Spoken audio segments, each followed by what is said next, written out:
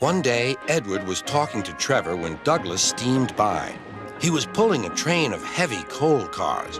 "Come on, Edward. Stop gossiping in the sun when there is work to be done."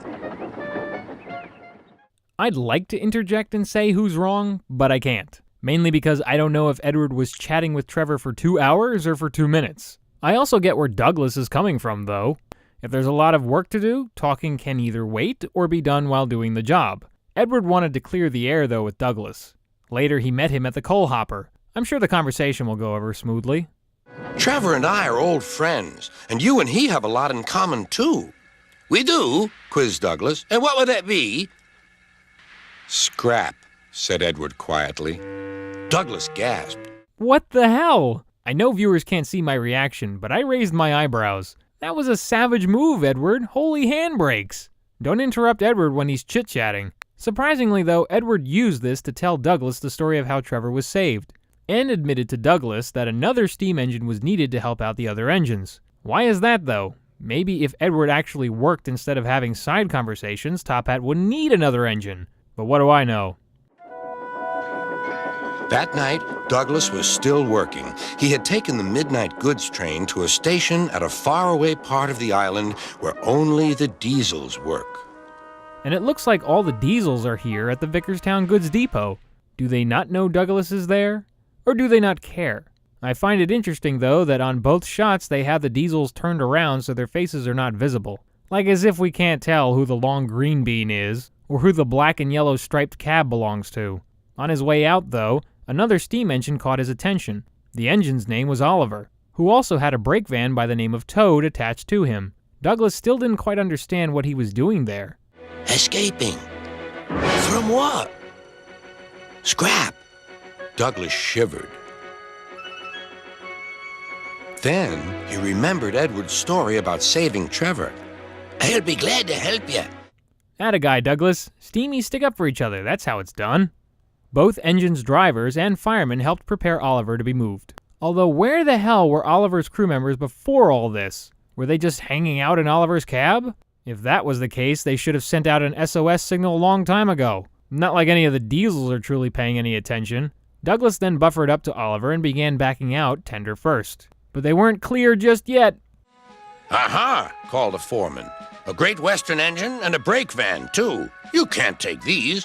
"Aye, but they're all for us," said Douglas's driver. "See for yourself." Luckily for them, that's all the foreman needed. He did a quick inspection and let the two engines go. Not sure how "aye, but they're all for us" was a valid reason to be cleared of wrongdoing. And again, no diesel in the yard said a word.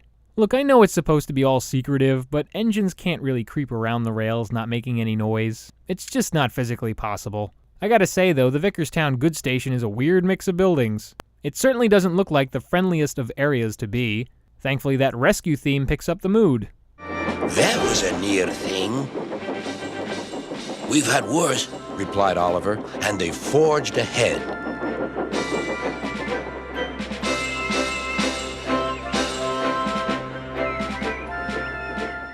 Once they arrived back at the works early in the morning, Douglas ran back to Tidmouth Sheds to tell the other engines of the news. Both Gordon and James felt that Top Hat should be told at once.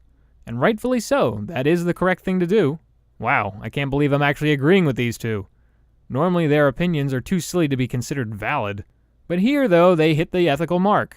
And before they knew it, Top Hat was already in on the conversation and was told everything about what had happened. Seeing no reason why they could not afford to keep Oliver, Top Hat happily welcomed him aboard. Now Oliver and Toad are mended and painted in full Great Western colors. Duck and Oliver are happy on their branch line. The others laughed at first and called it the Little Western. Duck and Oliver were delighted, and so the Little Western it will always be. Cool. So now Duck has his own companion he can talk to about all Great Western. Maybe this will keep the other engines from being annoyed with him when he doesn't quit talking about it, even though that hasn't been truly shown. As for our new engine, Oliver is quite unique looking. He has what looks like the shape of Thomas, kind of, not really, but having another take, Oliver is very much himself and no other. For his voice, Carlin seems to give him what sounds like a New York accent. "My name's Oliver." I would think if both Duck and Oliver were Great Western, then they'd both sound the same. Whatever, I guess Carlin just wanted to throw in a new voice to listen to. For Douglas, it was great to see him overcome his fear of the word scrap and save another engine in need. Speaking of which, what was with Edward in this entry? Either Douglas really angered him, or he had a bug up his funnel before Douglas even said anything. Seriously, that was unexpected of Edward and rather unkind. The only thing that doesn't quite make sense to me is how Douglas was able to scuttle away with Oliver and Toad and not get into trouble. He basically performed an act of smuggling. If Oliver belonged where he was stationed, then there must be some kind of protocol to have him removed from there, not just taken out within the cover of darkness. I mean, yes, the foreman let them go, but I don't know if that was just because he was tricked, he was stupid, or if Oliver truly didn't belong there to begin with. Plus the fact that Top Hat just went right along with it. Does he not have any questions running through his mind about the ethics of this discovery?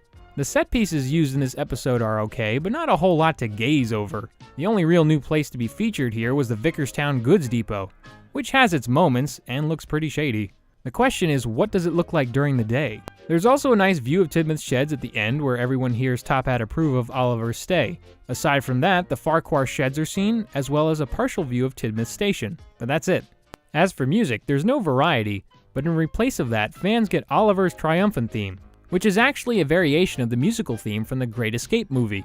Being that it's completely in synth form, with flutes highlighting the main tune, this is good compensation. Next episode is Oliver Owns Up. Thanks for watching.